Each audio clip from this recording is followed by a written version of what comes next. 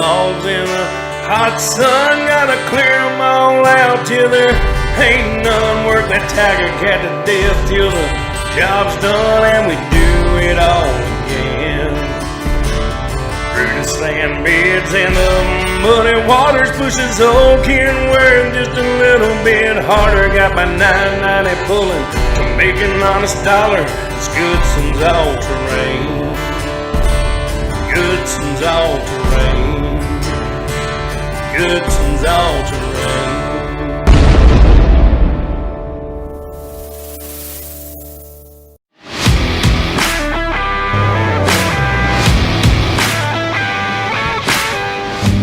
On mile 5 down deep in the 7 Mile Road, Bobby and the crew are preparing to pull up the road and move down further to the new deck.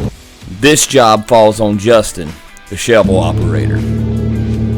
Shovel logging is a technique that came about in the mid-70s. Even though startup cost was relatively expensive, it enables an operation to work with very minimal crew. And probably one of the best things about shovel logging, there is very minimal impact to the environment. I ended up hitching a ride with Abraham down to the end of the log road. So what I do, I run the shovel, and Smitro, when he starts cutting the wood, he'll start cutting and throw the wood behind him. And I can't do anything until he gets the whole road cut. And then he comes back on the sides and throws the wood towards the road. So when I start on the beginning of the road with the shovel, I just go from side to side, grabbing the wood and making pulls for the tractors and fixing the road at the same time. And I just I go back and forth and work my way all the way to the back. And when I get to the back of the road like I am now, I'll start picking all the road up, and I guess that's why I call it shoveling, because you just kind of shovel all the wood out. You just keep shuffling it forward and making pulls and pull it out. And once you pull the road out, that's it. You can't come back down here. So you got to get it all at one time.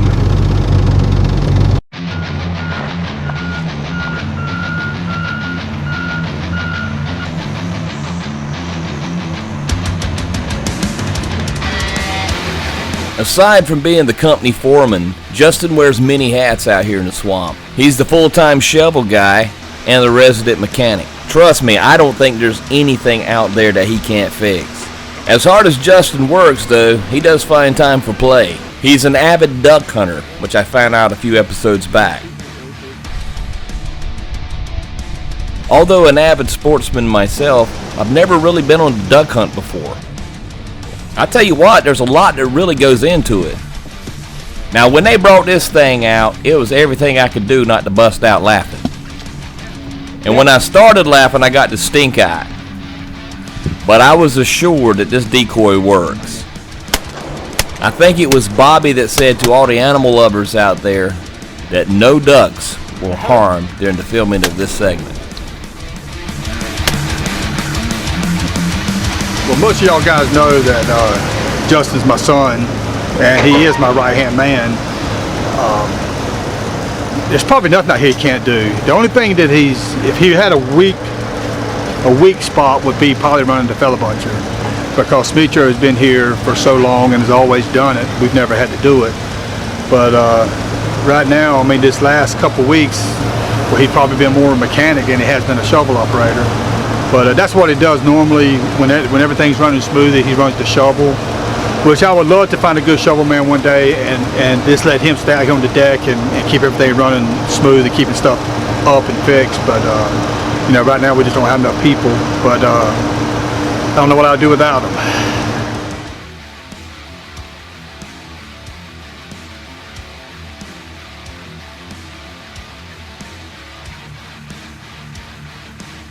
We got Abraham out here. He's been with me now for about 15 years. And Abraham, he started out as a saw man, trimming up trucks.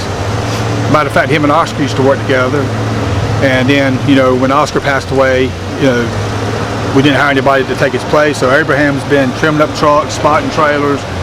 He keeps the sawbuck chain sharpened. He keeps all the trash picked up. I mean, he does everything on the ground. But here lately, we've actually had him on a tractor here the last month or so, off and on, because we ain't got but one tractor driver, Durley, and and our daughter's going to retire pretty soon, so we started putting Abraham on it. You know, you let him get used to it, and he's doing a good job on it, but you don't really know how much a person does until you don't have them anymore. And all I've done is heard the loadermen complain. Everybody's complaining. Truck drivers complain, loadermen complain. Nobody's sharpening their chains. Nobody's trimming up their trucks. So it's obviously Abraham is a valuable tool. He does a great job out here, and we see just how much he really does when he's not at his position.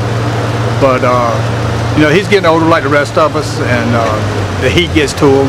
So we've got him in a tractor now, pulling wood, and hopefully he won't get too lazy on me, and he'll still help us out trimming up trucks and sharpening chains. But yeah, he's a good guy. I hope nothing happens to him. The driver no good. He's stuck for got on the mirror on this side. Good. It's no good driver.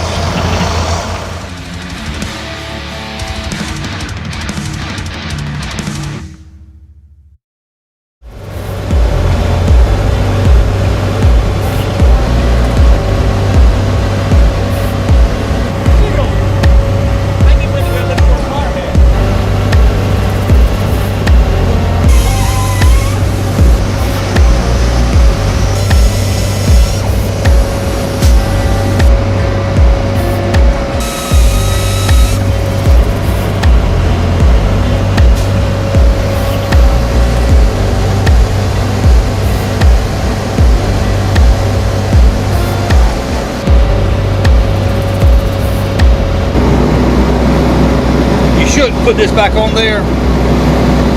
Broke. But what happened to this thing, we think. I guess Justin told you what happened to it. Nothing. Abraham is actually, used to be the trim man, spot guy. Well, he's actually been helping us pull wood. Was going down in the woods this morning, and Justin's wanting to shovel, watching him come down. All of a sudden the tractor falls down. He thinks we broke a tire off. Tractor laid over. Well, Justin gets right there with a shovel, and the whole bogie arm breaks off there.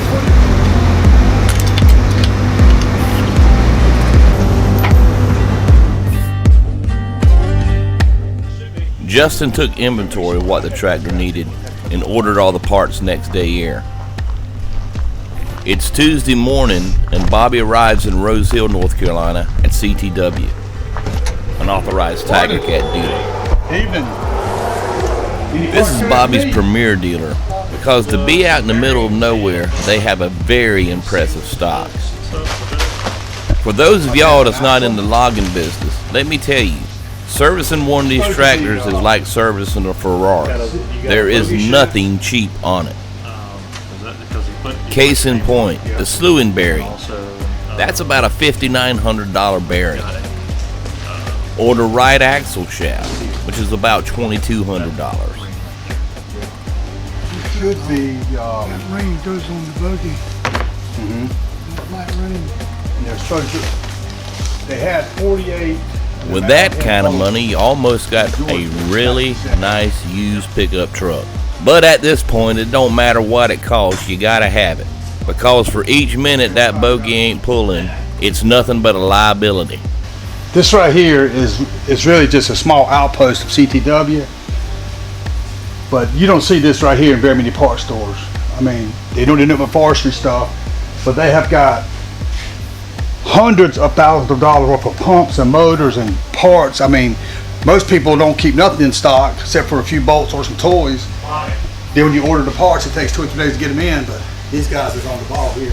He's on the ball. This one? Yes, sir. Just pick it up. Yes, sir. Hey, man. All right. All right. Got it. Got you. Thank you, sir.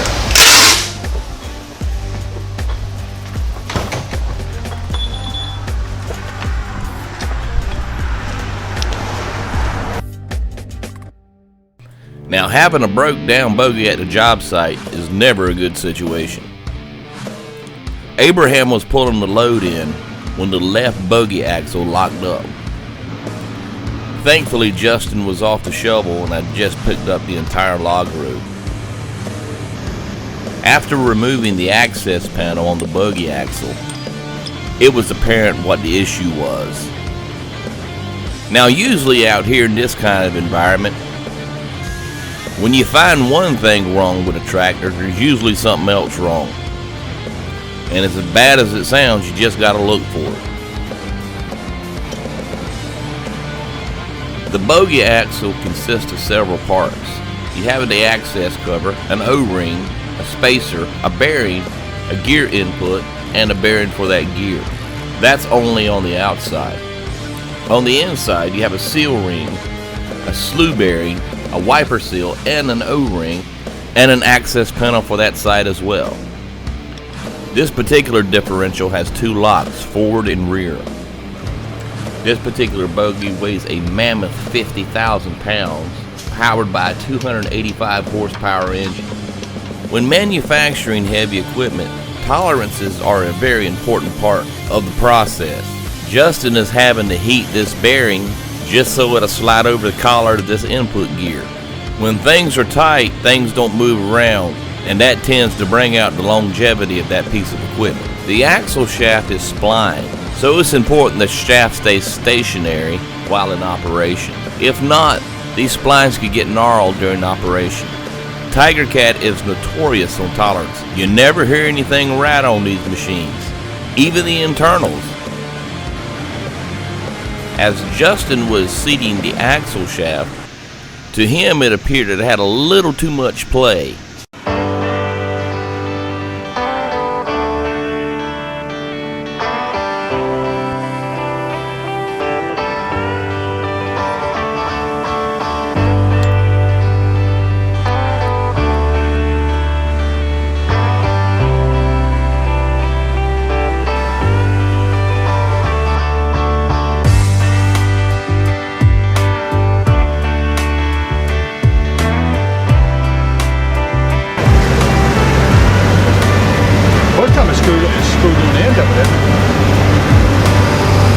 Just to be on the safe side, Justin removes the outer access panel to the other bogie axle, just to check its play as well. And sure enough, it had a lot of excess play. Now the drive axle has what's called a spring pin that slides into the hole at the end of the drive axle. There's also several shims that go around the collar of that pin.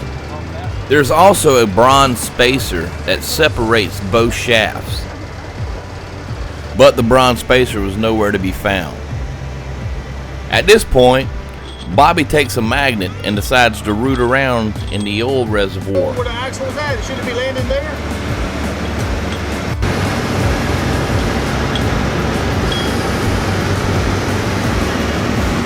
Then slowly but surely, he begins to see what he doesn't want to see.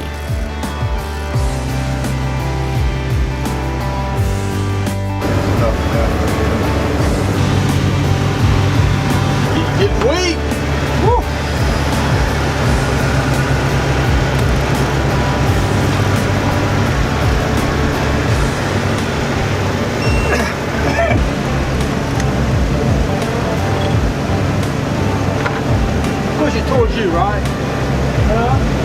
It goes towards you, right?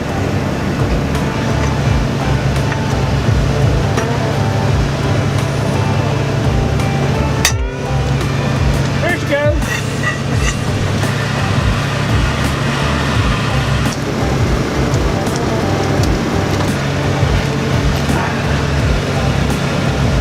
Not only was the brass spacer chewed up, but there was also gear material in there that was chewed up as well.